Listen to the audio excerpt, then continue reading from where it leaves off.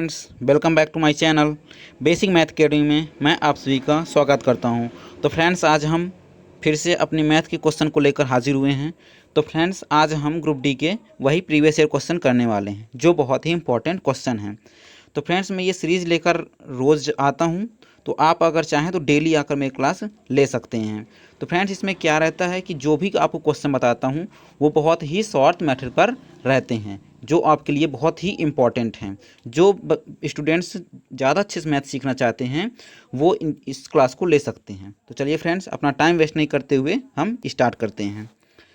तो पहला क्वेश्चन है, दो संख्याओं के वर्गों का योग 80 है। तो फ्रेंड्स, क्या बोला? दो संख्याओं के वर्गों का योग बोला है। तो वर्गों का योग कितना है फ्रेंड्स? 80 है। तो x square plus y square, मैंने दो संख्या क्या मान ली? फर्स्ट संख्या मैंने मान ली एक्स और सेकंड संख्या मैंने क्या मान ली? सेकंड संख्या मैंने मान ली वाई। तो इन दो संख्याओं के वर्गों को योग कितना है फ्रेंड्स? 80 है। तो वर्गों का योग मैंने 80 कर दिया। आगे क्या बोला है? और संख्याओं के अंतर का। ठीक है फ्रेंड्स, अब संख्याओं का अंतर किया, ठीक है, अंतर का वर्ग 36 है। तो फ्रेंड्स, अंतर का बोला है, ये नहीं बोला कि संख्याओं के वर्गों का अंतर। अगर वर्गों का अंतर बोलता तो x square minus y square होता, लेकिन उसने बोला अंतर का वर्ग बोला है। ठीक, तो मैंने अंतर का वर्ग कर दिया। ये उसने कितना देख रखा है? ये उसने देख रखा 36। तो फ्रेंड्स, आप लोगों को फार्मूला पता होगा, एक्स माइनस वाई के होल स्क्वायर का फार्मूला क्या होता है? तो एक्स माइनस वाई के होल स्क्वायर का फार्मूला होता है x square plus y square minus 2x y. और अगर जो मैं इसको सॉल्व करता हूँ तो एक्स स्क्वायर और वाई स्क्वायर की जगह पर क्या आ जाएगा? एक्स माइनस वाई की होल स्क्वायर की जगह पर क्या आ जाएगा? एक्स माइनस वाई का होल स्क्वायर मुझे क्या दिया हुआ है? एक्स माइनस वाई का होल स्क्वायर मुझे दिया हुआ 36। ये मैंने रख दिया 36 इजकल टू, मुझे x square plus y square क्या दिया है? 80। ये मैंने रख दिया 80 माइनस 2xy, ये माइनस 2xy मैंने कर दिया। तो फ्रेंड्स, जब ये 80 से घटा तो मेरा कितना आ गया? ये 80 साइड हुआ तो माइनस 44 आया, इजकल टू माइनस 2xy। ये माइनस से माइनस कट गया और 2 से कट गया 22 बार में। तो मेरी संख्या का गुणनफल पूछा है, तो एक्स वाई गुणनफल ही तो है। तो एक्स मेरा कितना आया है? X y 22। यही मेरा सही आंसर हो जाएगा। तो चलिए फ्रेंड्स, अगला क्वेश्चन करते हैं। अपना अगला क्वेश्चन क्या बोलता है? अगला क्वेश्चन दिया फ्रेंड्स, ऐसी कितनी दो अंकों की संख्याएं हैं जिनके वर्ग का इकाई अंक 8 आता है। तो फ्रेंड्स, ऑलवेज आप याद रखिएगा कि किसी भी संख्या के इकाई अंक का यदि वर्ग होगा तो उसका वर्ग कभी भी 8 नहीं आएगा। तो इसमें से कोई भी नहीं है फ्रेंड्स। किसी भी वर्ग में इकाई अंक 8 नहीं आता है। एक की इकाई का स्क्वायर हो तो 1 आएगा, 2 का 4 आएगा, 3 का 9 आएगा, लेकिन किसी का भी 8 नहीं आता है। तो कोई नहीं इसका सही आंसर हो जाएगा। तो चलिए फ्रेंड्स, अगला क्वेश्चन करते हैं। अपना अगला क्वेश्चन क्या बोलता है? अगला क्वेश्चन बोलता है 4y माइनस 24 लेस देन 8। तो निम्नलिखित में y का सही मान कौन सा है? कौन सा नहीं है, सॉरी। तो y का सही मान कौन सा नहीं है, ये फ्रेंड्स मुझसे पूछा है। मैंने y की जगह पर 6 रखा। जैसे ही मैंने 6 रखा तो 6 चौको 24 माइनस 24 क्या हो गया? 0 हो गया। चलिए ठीक है, ये 8 से क्या है? 8 से छोटा ही आ रहा है 0। मैंने बी नंबर 8 रखा। जैसे ही 8 रखा मैंने तो 32 हुआ। अब 32 माइनस 24 किया तो क्या लेस देन आ रहा है? नहीं फ्रेंड्स, 32 माइनस में 24 करूँगा तो मेरे कितने का अंतर आ रहा है? कितने का अंतर आ रहा है? 8 का अंतर आ रहा है। तो 8 लेस देन 8 क्या है? 8 लेस देन 8 नहीं है। तो यही मेरा गलत हो जाएगा। बाकी मैं 7 रखूँगा तो 7 चौक 28, 28 में से 24 जाएंगे तो 4 बचेगा, जो कि सही है। तो अपना सही आंसर क्या हो जाएगा? अपना सही आंसर हो जाएगा बी, यानी y का मान 8 नहीं हो सकता है। क्यों? क्योंकि y का मान 8 लेने पर दोनों बराबर मिल रहे हैं, ना कि लेस देन मिल रहे हैं। तो इसलिए मेरा सही आंसर कितना हो जाएगा? बी मेरा सही आंसर हो जाएगा। तो चलिए फ्रेंड्स, अगला क्वेश्चन करते हैं। अगला क्वेश्चन अपना, किसी बटुए में 25 पैसे तथा 50 पैसे के समान सिक्के। मैंने बोला 25 पैसे के एक्स सिक्के तथा 50 पैसे के एक्स सिक्के हैं। तो 25 पैसे के एक्स सिक्के तो 25 एक्स सिक्के हो गए, प्लस 50 पैसे के एक्स सिक्के तो 50 एक्स प्लस सिक्के हो गए। अब फ्रेंड्स, इसने बोला यदि उनका कुल मूल, तो कुल मूल बोला इसलिए मैंने यहाँ पास क्या रख दिया? इसलिए मैंने यहाँ पास प्लस लगा दिया। अब कुल मूल्य कितना 2250 रुपये है। ये क्या है मैं पैसे में, ये क्या है मैं पैसे में, तो ये 2250 रुपये जो है 22.50 रुपये है, ये भी पैसे में होगा। तो जैसे मैंने इसको पैसे में लिया तो 2250 बन गया। ये किसकी वैल्यू आ गई 75x की, तो 75x और कितना हो गया फ्रेंड्स 2250 हो गया। ये कितनी बार में जा रहा है, ये तो 9 बार में जा रहा, सॉरी 25 या 75 3 बार में जाएगा फ्रेंड्स। 25 या 75, 25 नहीं है 225 और ये 3 से कट गया 3, तो कितना आ गया, तो मेरी x की वैल्यू आ गई 30। अब उसने क्या पूछा फ्रेंड्स, उसने पूछा तो प्रत्येक सिक्के कितने प्रकार के हैं, तो प्रत्येक सिक्के तो x थे, तो कितने प्रकार के प्रत्येक सिक्के मेरे 30, मतलब 30 है प्रत्येक सिक्कों की संख्या। यदि मुझसे पूछता कि टोटल सिक्कों की संख्या कितनी है, तो मेरे पास क्या है 1x plus 1x equal to कितने हैं 2x मेरे पास सिक्के हैं, तो 2 इंटू 30 कर देता तो 60 मेरे पास आंसर हो जाता है। इसका कितना हो जाता फ्रेंड्स, इसका आंसर 60 हो जाता जब पूछता कुल कितने सिक्के हैं। लेकिन उसने मुझसे पूछा प्रत्येक सिक्कों की संख्या कितनी है, तो मेरा 30 सही आंसर हो जाएगा। तो चलिए फ्रेंड्स अगला क्वेश्चन करते हैं। अगला क्वेश्चन अपना क्या बोलता है, अगला क्वेश्चन है 1050 रुपये को 1500 आदमियों में तथा औरतों के बीच इस प्रकार बांटा जाता है कि प्रत्येक आदमी को 1 रुपये तथा प्रत्येक औरत को 50 पैसे प्राप्त होते हैं। मैंने बोला आदमियों की संख्या कितनी है x, ये कौन है, ये मैन है, और ये कौन होगा, ये मैन हो गए, और वो मैन की संख्या क्या मैंने मान ली, वो मैन की संख्या मान ली 1500 माइनस x।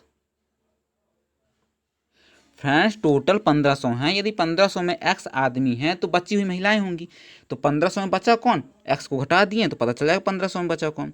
तो फ्रेंड्स प्रत्येक आदमी कितना मिलता है 1 रुपये मिलता है, तो x इंटू 1 कर दिया, प्लस औरत कितना मिलता है 50 पैसे मिलते हैं,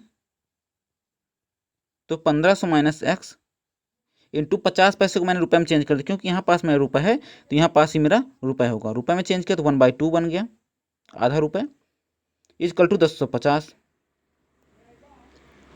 इसको मैंने सॉल्व किया तो मेरा क्या आ जाएगा x प्लस, अब इस 2 का मल्टीप्लाई अगर हो जाएगा फ्रेंड्स, मैं सीधे एलसीएम ले रहा हूँ, तो 2x plus 1500 minus x equal to 2100। Friends 2 का मैंने एलसीएम लिया, 2 का इस साइड मल्टीप्लाई हो गया इस साइड, और 2 का इस साइड मल्टीप्लाई हो गया। मैंने इसको देखा 2x में से एक x चला जाएगा अपना ये, तो क्या बचा x इक्वल टू, ये 1500 इस साइड जाएगा तो कितना बच जाएगा फ्रेंड्स 600। तो x मैंने किसको माना था, x मैंने माना था मैन को माना था। उसने पूछा मैं क्या है, तो औरतों की संख्या क्या है, तो जब 600 निकल गया तो यहाँ पास में x का मान रख दूंगा, तो कितना 1500 माइनस 600 होगा, तो 900 मेरा राइट आंसर आ जाएगा। तो महिलाएं कितनी आ जाएंगी 900 आ जाएंगी। तो चलिए फ्रेंड्स अगले क्वेश्चन के साइड बढ़ते हैं। अपना अगला क्वेश्चन क्या बोलता है फ्रेंड्स, अगला क्वेश्चन निम्न में से कौन सी एक विषम भाज्य संख्या है। तो फ्रेंड्स विषम भाज्य संख्या पूछी है, ये भी विषम संख्या है लेकिन भाज्य नहीं है, ये भी विषम संख्या है लेकिन भाज्य नहीं है, ये तो सम संख्या है, ये तो होगी नहीं। बचा अपना ए ऑप्शन जो कि विषम भी है और भाज्य भी, 3 और 5 से भाजित हो जाती है। तो अपना सही आंसर क्या हो जाएगा ए नंबर। चलिए अगला क्वेश्चन कर, तो चलिए फ्रेंड्स अगला क्वेश्चन करते हैं। तो अगला क्वेश्चन क्या है, निम्नलिखित में से कौन सी संख्या संयुक्त संख्या नहीं है।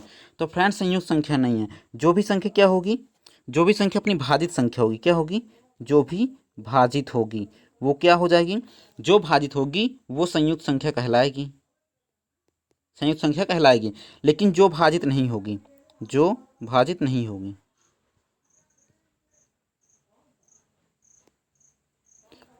जो भाजित नहीं होगी वो संयुक्त संख्या नहीं होगी। तो फ्रेंड्स मुझे भाजित निकालने कौन कौन सी भाजक हैं, तो फ्रेंड्स 943 है, बड़ी बड़ी संख्याएं हैं, तो बहुत से स्टूडेंट्स की क्वेरी होगी कि सर ये कैसे होगा। तो आप ऑलवेज याद रखिएगा कि यदि ऐसे निकालना होगा तो आप कैसे निकाल सकते हो। इसको निकालने के लिए अपना एक रूल होता है, जो भी संख्या होगी उसके आगे तक का वर्ग ले लो आप।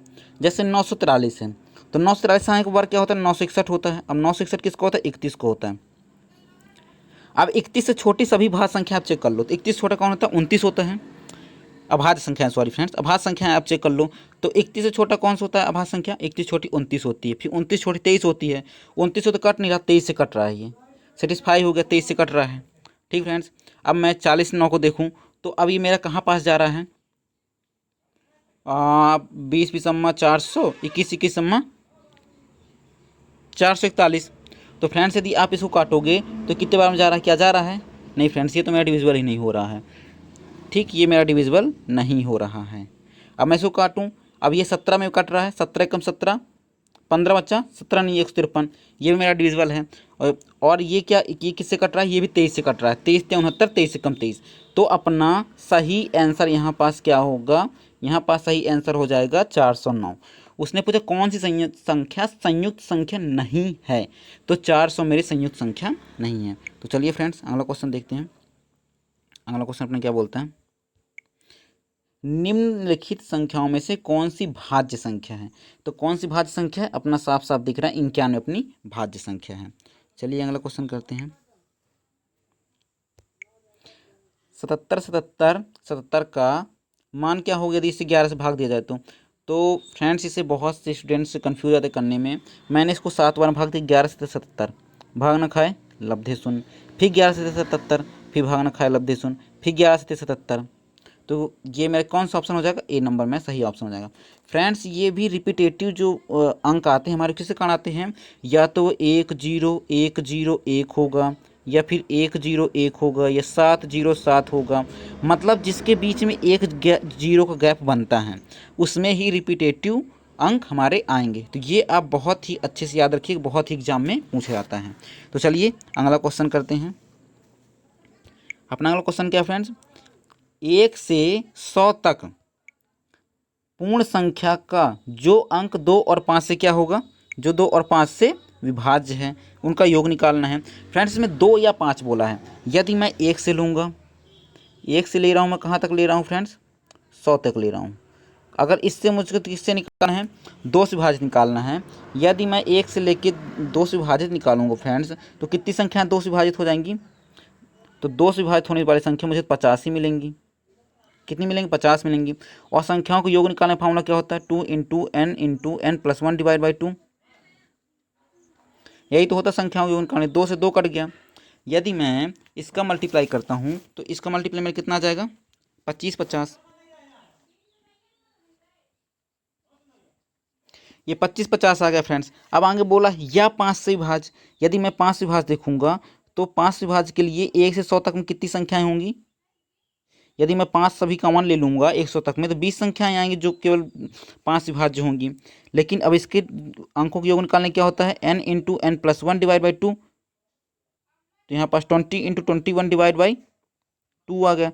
2 से कट रही है 10 बार में, तो 10 पन्ना 50 और 21 पंचे 105, 1050 आ गया। ये मैंने रख दिया 1050।